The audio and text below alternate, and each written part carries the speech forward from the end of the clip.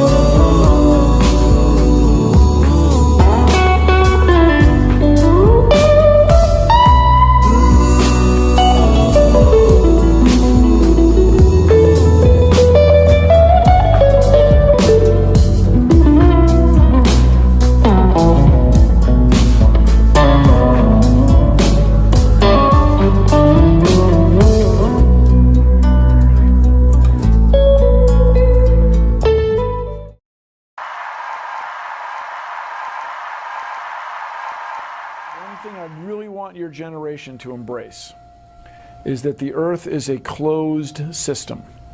We cannot leave the Earth. There's no place to go.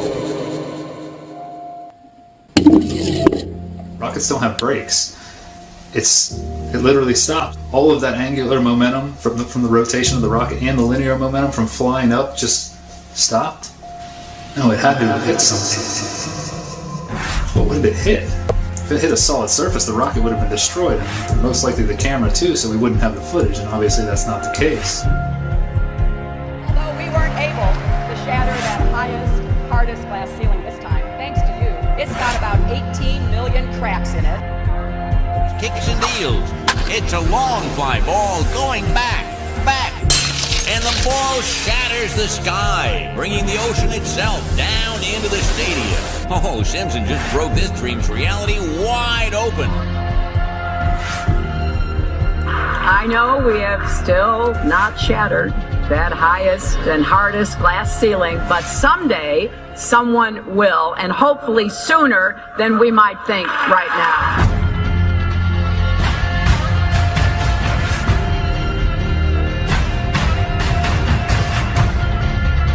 There's no place to go. Although we weren't able to shatter that highest, hardest glass ceiling this time, thanks to you, it's got about 18 million cracks in it. And it may be hard to see tonight, but we are all standing under a glass ceiling right now. People figured out that we were an enclosed system. The more advanced we got, it would be the biggest thought on our minds. That's all we care about. You could make a wildlife preserve 1,000 miles square. All people, all human beings would do is just be knocking on the fence constantly, going, why is this fence here? Who built the fence? Why are we in here? And so on and so on. We choose to go to the moon in this decade and do the other things, not because they are easy, but because they are hard.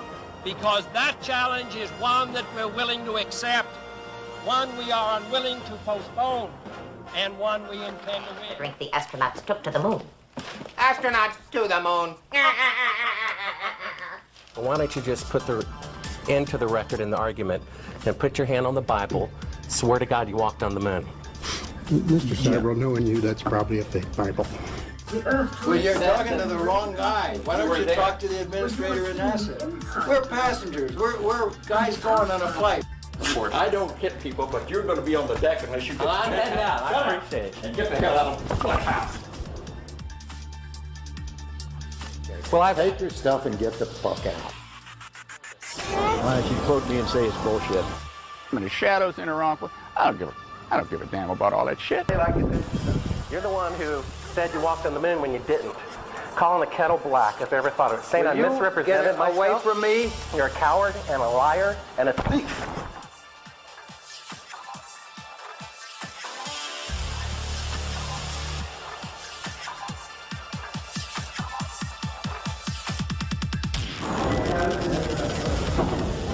You want me to knock you in the head? Well, I want you to swear to God on the Bible that you walked on the moon. Okay. If you walked on the moon, we're given the opportunity to swear to God that you walked on the moon. I'm going to give you the opportunity to get the hell knocked out of you if you don't leave me alone. Watching them lie through their teeth, carrying on a hoax that is so outrageous that they're beyond. They couldn't cover it up. They were just too human. Exactly. You can see on Neil Armstrong particularly. He doesn't want to lie. This guy just doesn't want to lie. No. He's looking down. He just doesn't want to say anything. This is why he didn't give any interviews for the rest of his life. Look at that. Please do look at that, folks. YouTube video of the first Apollo crew to come back. Press conference. It's really embarrassing. I mean, it's just embarrassing. The lie was so big that they really couldn't fake it that well. It was too much for them.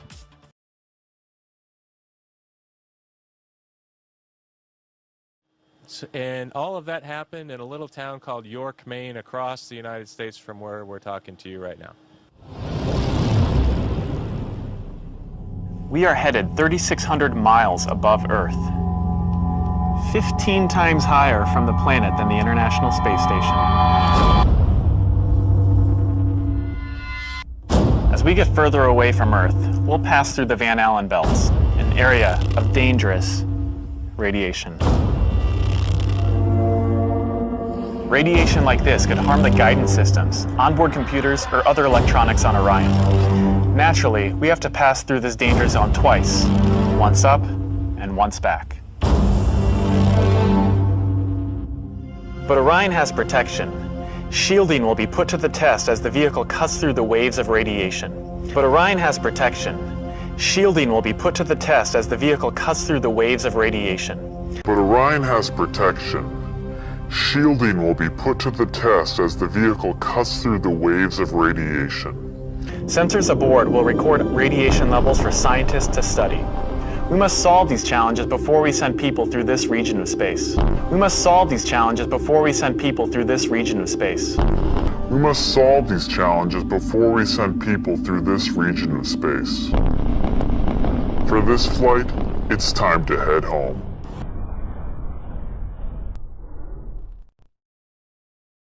Yes, indeed. They've got the flag up now. And you can The United States has shunned the Paris Climate Agreement, but it has big plans beyond planet Earth. Beautiful, just beautiful.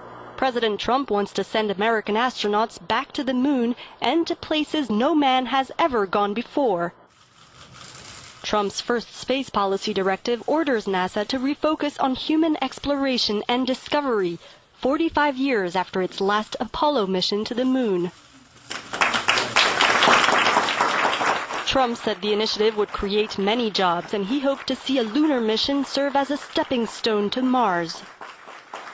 We will not only plant our flag and leave our footprint, we will establish a foundation for an eventual mission to Mars, and perhaps someday to many worlds beyond.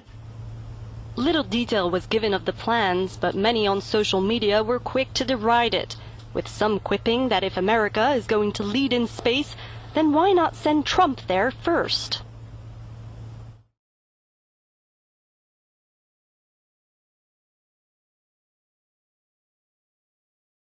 So you spin, when you spin pizza dough, it kind of flattens out. Yeah. Gets wider in the middle. And so Earth, throughout its life, even when it formed, it was spinning. And it got a little wider at the equator than it does at the poles. So it's not actually a sphere, it's oblate. And officially it's an oblate spheroid. That's what we call it. But not only that, it's slightly wider below the equator than above the equator. A little chubbier. A little chubbier. Yeah. Chubby's a good way. It's like pear-shaped. Pear-shaped. In a nanosecond. The problem is we don't have the technology to do that anymore. We used to, but we destroyed that technology, and it's a painful process to build it back again.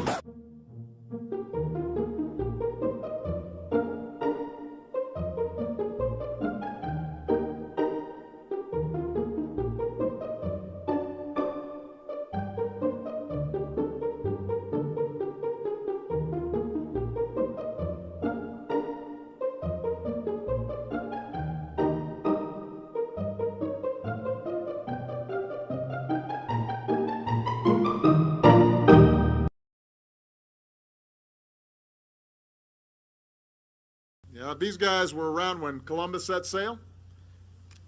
They'd be charter members of the Flat Earth Society. It's the current members of the Flat Earth Society in Congress.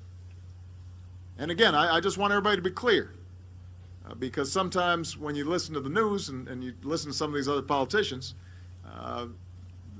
they seem a little bit confused about what I'm saying. You know, if some of these folks were around when Columbus set sail,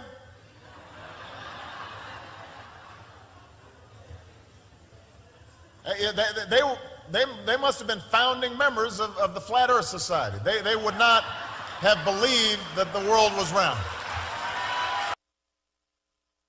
If I say that the world is round and someone else says it's flat,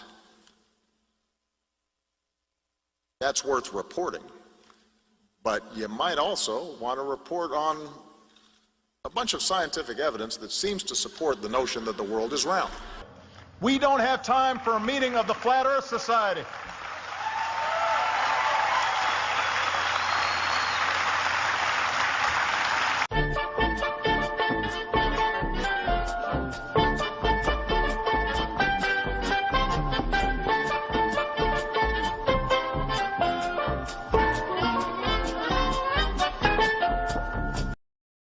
Humans, for the most part, don't have a clue. They don't want one or need one either. They're happy. They think they have a good bead on things.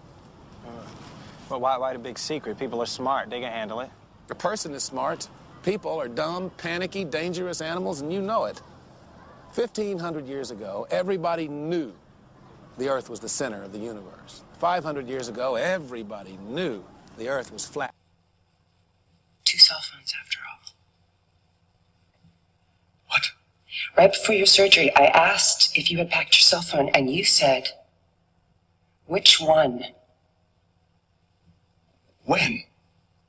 Skylar, I was medicated. I mean, I could have said the world was flat. You know what I think? I think you accidentally told the truth. The pitcher, steroid Santa Claus, kicks and deals. It's a long fly ball going back, and the ball shatters the sky, bringing the ocean itself down into the stadium.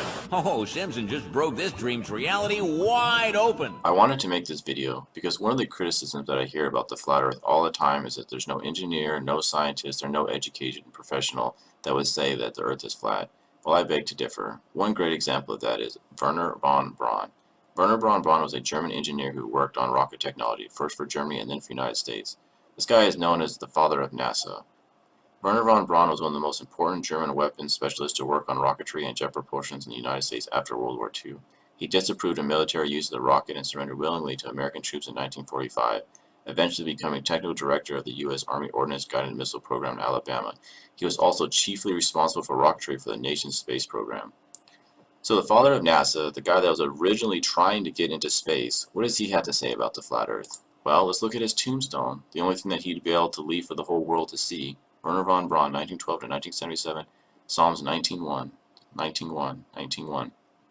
Alright, so why does the father of NASA, an engineer, have a Bible verse on his tombstone? Well, let's see what 19:1 has to say. If you look at the NIV version of the Bible, for the director of music, a psalm of David, the heavens declare the glory of God, the skies proclaim the work of his hands. Well, this doesn't tell us too much, but if you actually look at the real Bible, the King James Bible, the received text, to the chief musician, a psalm of David, the heavens declare the glory of God, and the firmament sheweth his handiwork. So why would the father of NASA have on his tombstone talking about the firmament? I mean, he's trying to leave breadcrumbs for the world to see. He can't go out and say it and publish it. It would be completely destroyed. His work would be completely destroyed anyway, so this is the only way he'd be able to let us know. And he's trying to let us know.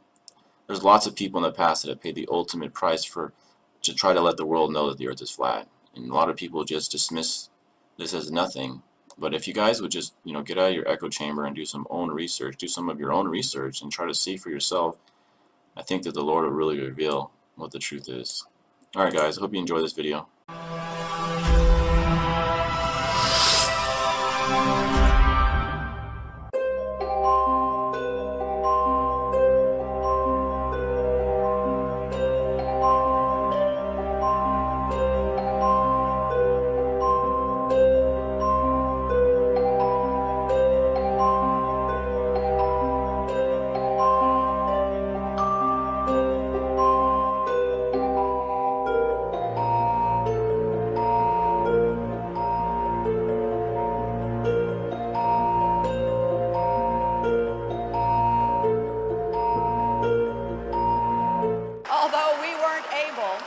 Shatter that highest, hardest glass ceiling this time, thanks to you. It's got about 18 million cracks in it. Up and you start to see the obvious. Life is just a lie and this whole world ain't what we thought it was. NASA's missions to the moon were never completed. They just filmed them in a room and people believe it. I used to wonder what it's like to be an astronaut. Now when I see them acting, I can't help but to laugh a lot. They give us cartoons and they claim that we live on a ball, but it's flat and it's not moving or spinning at all. Why you lying to us, man? That's something that we want to know. After that, you're gonna have to pack up all your stuff and go.